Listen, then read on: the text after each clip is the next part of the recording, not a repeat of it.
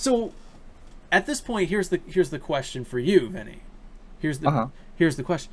If it comes down, it's going to come down to the sleeping forest, right?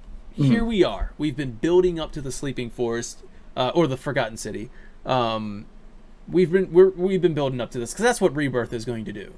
Like, I think it's just going to build up to that pivotal moment. Like, will she die? Won't she die? Like, are they going to change the course of the future and everything like that? And then we get to the point.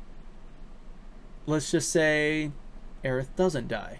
We know how we feel about that. We're like, oh, come on. Now, Aerith does die. Do you feel more relief? Or do you feel sad? And like, I don't know if that's the feeling they want to evoke. Like, Aerith died. Oh, thank God they went through with it. Now I can feel sad.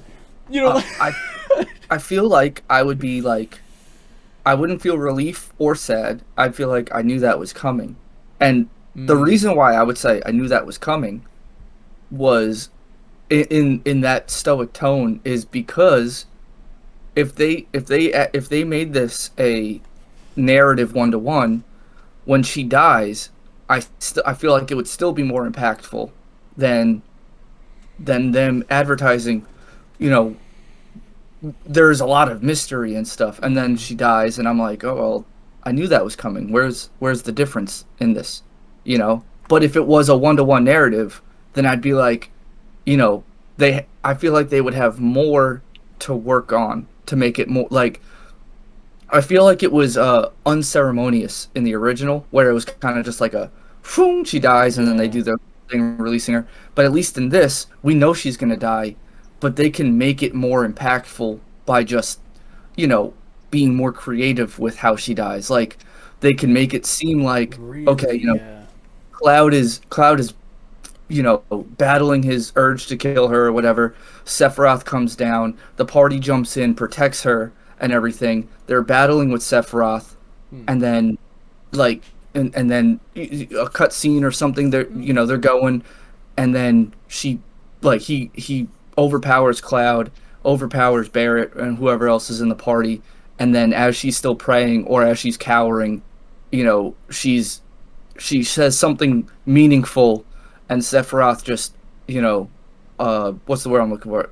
Just like cold-bloodedly just kills her, not quick, but just slowly puts his sword through her chest. Even worse than And then she just like you see the life draining from her as he's like slowly pulling it out. It's like, I knew that was going to happen, but that was much more impactful than what they showed in the original. So there's a way they can take that scene, because then that would, but it's so hard to like explain of how I would, or predict how I would go about even that, right? So even that, when he comes down and then I see that, the moment that I see something has changed, I don't know, as a player, I'm gonna be like, oh, here we go, and I'm battling, and like I'm acting out everything that you just said, where I'm just like, especially if you don't like the way it changed. I'm not liking this, and then when he does the cold-blooded thing, I'm trying to predict how I'd feel because I like what you said. I like that, but I'm also kind of like, in my mindset when I'm playing it, I'm gonna be like, and then like it finally happens, and I'm like, oh my God, maybe it would be the shock that I want. Maybe it'll be like, holy crap, that was a lot more intense.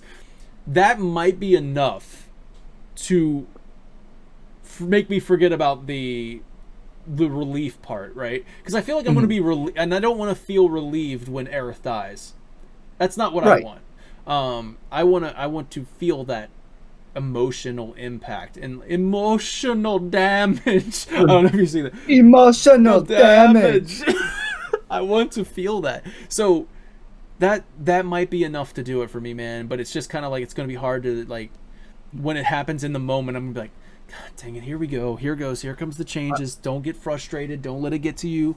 But dude, even just imagine, like, imagine if it was a recreation of the original, like, everything that happened, dude. Imagine it in the graphics, the style of remake, the Mhm. voiceovers, and like, so Final Fantasy 15 had that moment, like a spoiler. Have you played it? Mhm. Okay, all right. So, so it had that moment where Ignis went blind, Mhm. and you had to play that the mission afterwards when the whole Brotherhood was kind of at odds with each other, and they're literally just carrying Ignis around. It was so heart wrenching to play. And Mhm. then imagine if they do it just like they did in the original Final Fantasy VII. Aerith dies, and then you have to battle Genova afterwards. They could really Well, you don't even want to fight. You don't want to fight right now, and then you just, instead of like Final Fantasy VII, the original, you just made the fight the way it wanted. They just turned the music off.